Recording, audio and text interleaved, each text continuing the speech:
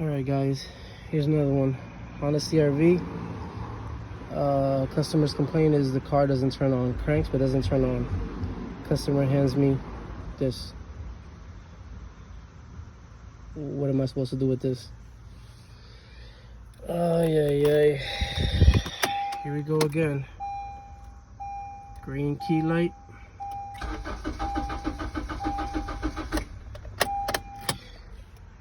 You need the chip in order for the car, for the immobilizer to recognize the chip, and the ECM can send the signals where it should be sent.